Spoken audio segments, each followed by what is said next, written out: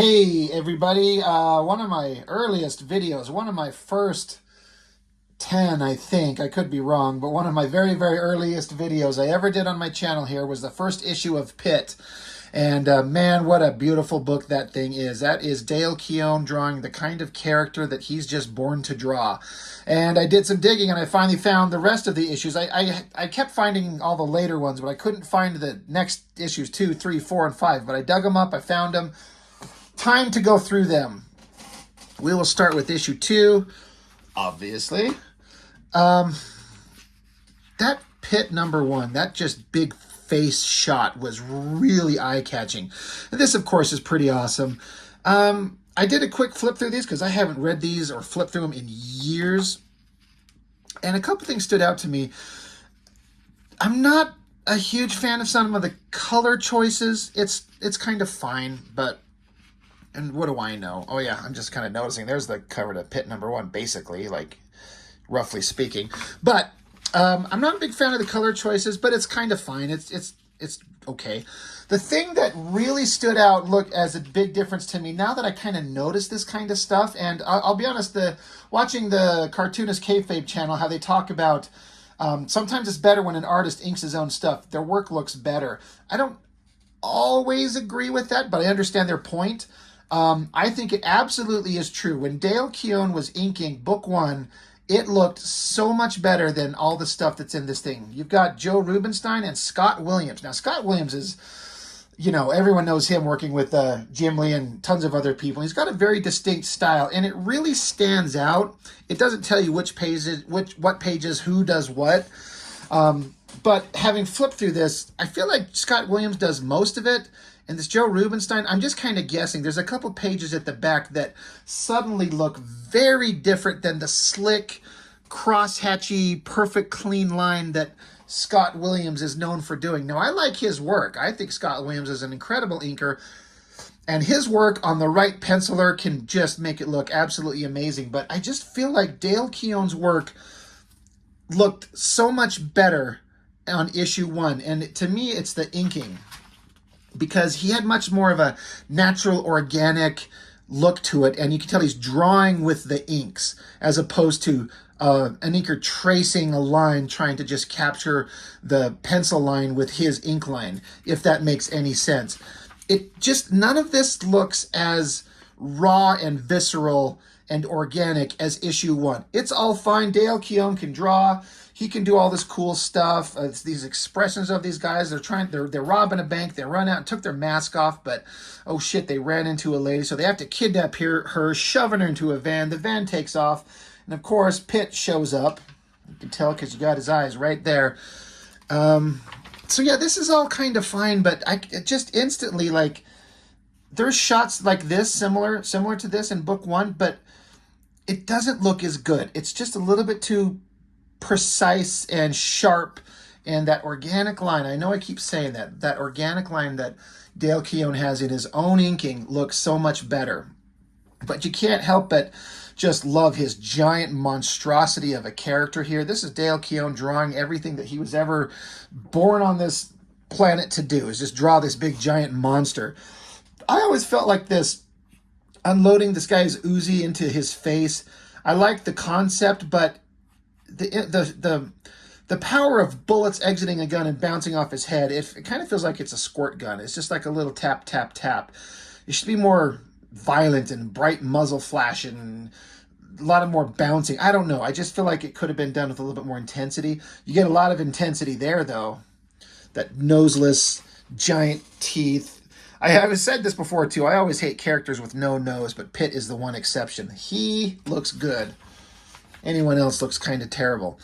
Dale Keown employing this big double page, like 3-tiered giant panels spread across the page. I remember that he did one like this in the first issue. I like how you've got this dude in the background just watching as PITT crushes this guy's gun and his hand. He's screaming and then reaches in there, grabs the chick they kidnapped and takes her out of there. Like, you see her face here, you know, good face, good hands, big, good giant hand. And then her foot right here. But this dude in the background, just this look of shock and terror. He doesn't move. But as he's witnessing all this horrible shit happening, this guy's got his hand crushed. That's probably going to have to be amputated off. He jumps out. He saves the pretty lady. He's kind of holding the money, some of the money, and she's like, what is this all about? Whatever. And so he just jumps off. Then we get back into the lady. She's talking to some cops, trying to explain whatever the hell was going on. Meanwhile, there's a disturbance in the city. You got Times Square, giant explosion, and some weird alien, presumably alien creatures show up. I do not care for this panel slanted like this, spread across 2 pages. These big monsters here, it kind of just, it feels like it's got them contained and squished into a corner. I don't care for it. The drawing's fine, but I feel like you should have just kept it going across the whole page. It's not my favorite. And of course, this girl, she's a cop that was introduced in the first issue.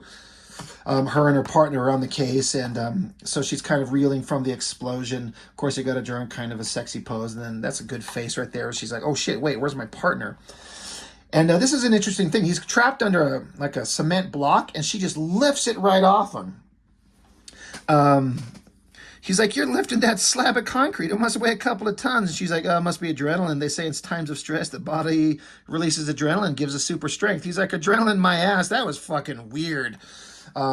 It's more than fucking weird when you watch like a regular human woman lift several tons of concrete. That's not how that works. But it is mystery to follow. I always like this kind of little 2 panels of PITT climbing, like left hand up, then right hand up, and then up here he's like jumping up on top. That's an interesting little sequence, and especially having him lower, then mid-ground, and then higher. And then he gets to just draw a big awesome shot of him standing there, big cool headshot, big giant splash page of him looking incredibly awesome.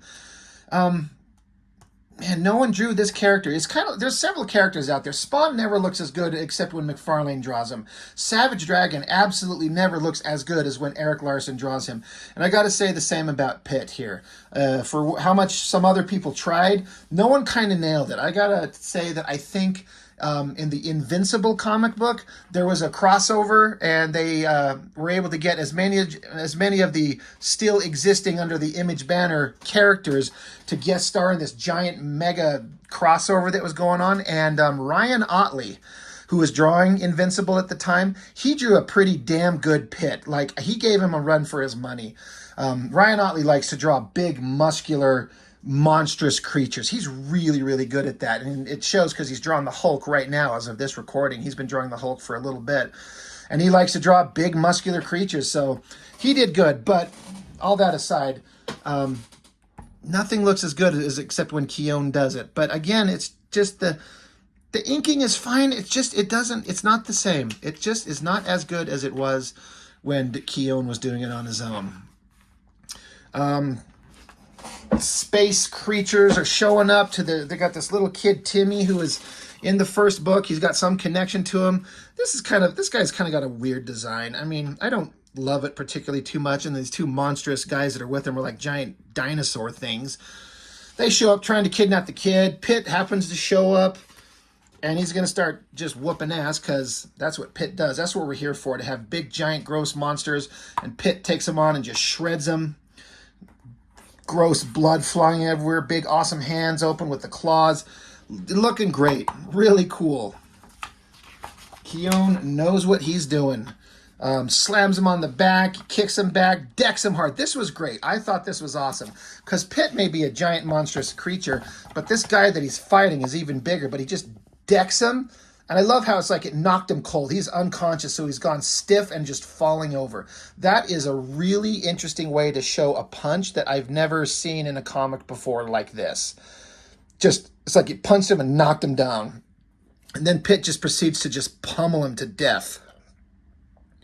He's like, what are you waiting for? Kill me. Like, keep trying. So he's just ripping this guy to shreds, and he gets shot in the back and by this guy with his laser gun. PITT's just like, oh yeah, now he's pissed, you did dumb. So bad guy shoots his laser at him, melts into him, and PITT just kind of like walks through it, walks right up to him. Then he uses his big giant hand to clamp on his head and shoot the laser gun point blank at his face, and it melted some skin off him. But that shot of Pitt with a half melted face, really, really good. This is just some awesome, monstrous fighting. This is great. Pitt crushes his one big robotic hand. This is his second hand he's crushed in this comic. And then punches his head fucking off his body. Just boom, off it goes. Gish. That's a new character name. Captain Gish. But look at this giant, thick, muscular arm, this coloring with that underlighting, just knocking his head right off, blood and guts everywhere. Really fun. Super fun stuff. And this big, giant, like half-page shot of him standing here with his goopy blood and half-melted face, talking to this kid. There's some kind of connection. This shot right there, that's awesome with his half-melted face. Really cool. And then Pitt teleports away somehow, or somebody teleports him away. This is where the page, suddenly the inking started looking a little bit different. It looks a little bit more organic. I could be completely wrong. I don't know who's inking what. This just didn't feel like a Scott Williams page anymore. You got this weird, giant, monstrous creature. He's in charge of trying to get Pitt. He's in this spaceship that looks like it's attached to an asteroid floating around. Just evil bad guy need to get Pitt. That's the whole thing. And this guy failed him, so he shreds him and kills him just to show you how tough he is, which we get it. And so end of issue 1. I thought this was an interesting little ad. Which ad are you most excited for? This one or this one? Like, hey, we're Extreme. It just says Extreme and it's just black and then it says it's coming out. Boy, I couldn't be more excited for that. That being said, I was not excited for this. This is interesting because it says Gen X. This is before, I guess, Marvel started some shit and said, you can't call this Gen X when we have a book called Generation X. So they changed it to Gen 13, which is what it become, and flew to wild popularity. But it didn't look interesting to me. Like, I didn't care for Jeffrey Scott, J. Scott Campbell's artwork when he started out, and I still kind of don't. You can see what's there, and when you see what he's become, you certainly get it. But nothing about that looked interesting to me, so I was not picking it up, and I didn't until past the miniseries into the regular series, a few issues. Then I started collecting it, and then it was a little bit more interesting. But yeah, that was Pitt issue 2. Let's just keep going on to Pitt number 3. That's some interesting color choice in the background, really psychedelic or something.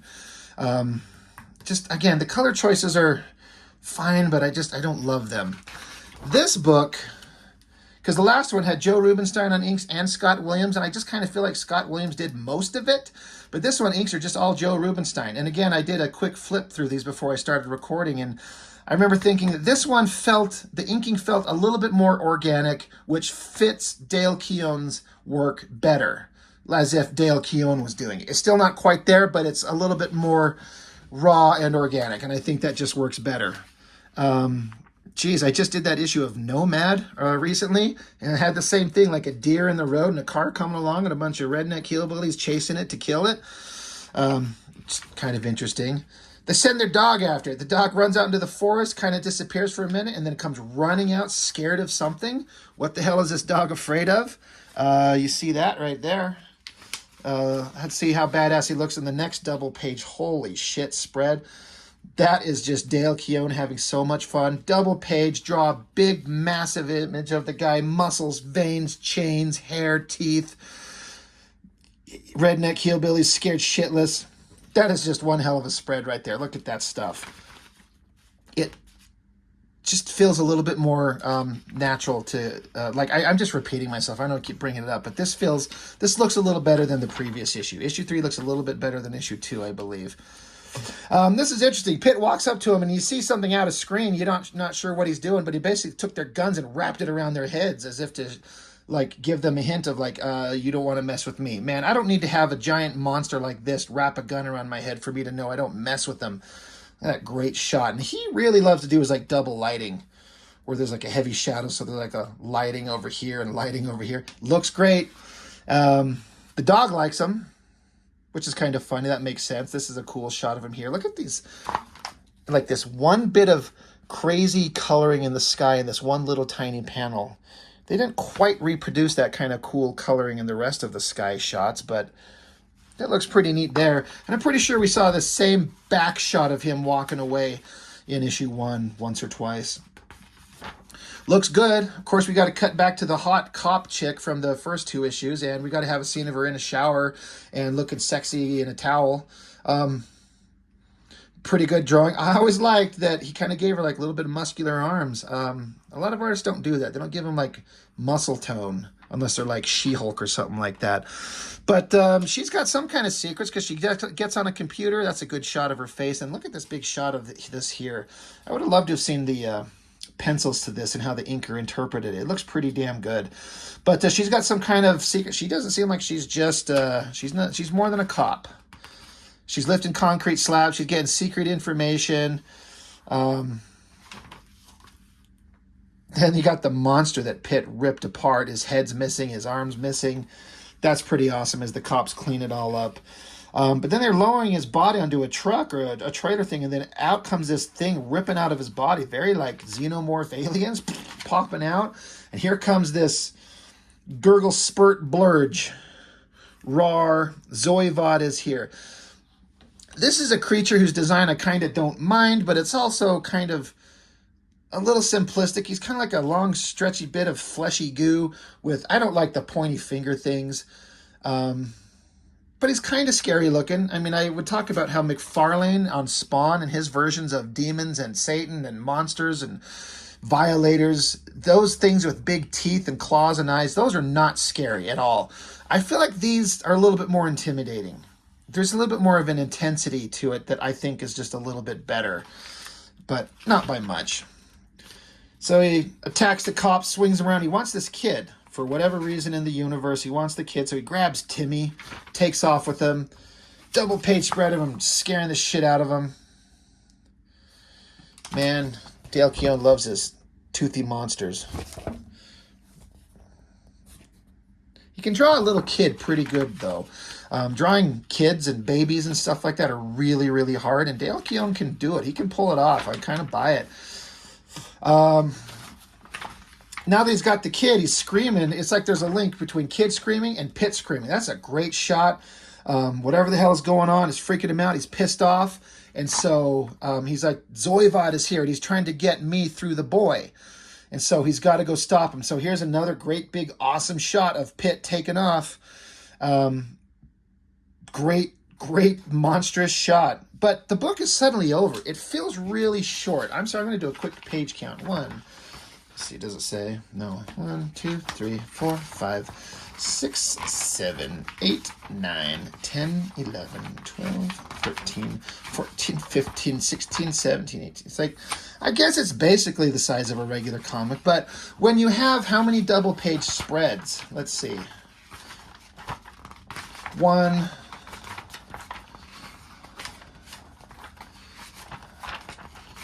2, 3, kind of 4. I don't know. It's a way to get through it pretty quick. Pretty epic, though. Pretty badass shot of Pitt there. Taking off to go save the kid. Letters pages. And there's some random-ass Crash of Souls backup. Who the hell owns this? Doesn't say anything in the copyright up front. Backup story. Jim Somerville. Backup story. BAC-UP. Don't know who Jim Somerville is. Don't know what Crash of Souls is. I remember when this came out, I thought, like, why the hell is this in here? I kind of don't mind it now. It's kind of okay. But compared to, like, a Dale Keown drawn Pitt comic, this shit just looked terrible to me. It's like I said, it's kind of okay now. It's all kind of mid shots in a way. It's just not that exciting. The coloring's pretty wild and all over the place. But it's in there. Yeah, McFarlane and Miller's Batman Spawn crossover coming in March 94. That thing sucked. Prophet, before Stephen Platt took it on and made it a monstrous runaway hit. Wildcats, written by Claremont and Jim Lee. You know, I just reviewed X-Men #4, and they were done working together, but then they got back together on issues 10, 11, and 12 of Wildcats, and Claremont brought his own character, the Huntsman, and interacted with the Wildcats. I seem to remember it being kind of interesting, but we'll get back into it eventually. But there we are. PITT issues 2 and 3. It didn't take too long to go through each one of them because there's not a lot of story. It's just a lot of a great design of an interesting, monstrous character drawn by the most perfect artist to draw giant, monstrous characters. Looks awesome. Looks incredible. And they were fun. A little light on, anything kind of substantial, but visually we were all here for it. And I know some of us out there are just hardcore into it, and I was at the time too. I didn't care for Dale Keown on Hulk. I didn't really read those, but you can't help but look at this and just not be like, I need to read this shit now. So that's it. The end. What do you remember on PITT? We will certainly be looking at the rest of them eventually. We'll get to the rest of them and see just where the story goes. I kind of don't remember where all of this went. I don't have any remembrance of this character, this happened, this moment, this scene. Everything that was memorable was issue 1, and the rest of it was just PITT was fighting monsters all the time. And that's all I recall. So I'm interested to revisit it and see where it all goes. So that's it for now. Thank you for joining, and see you next time.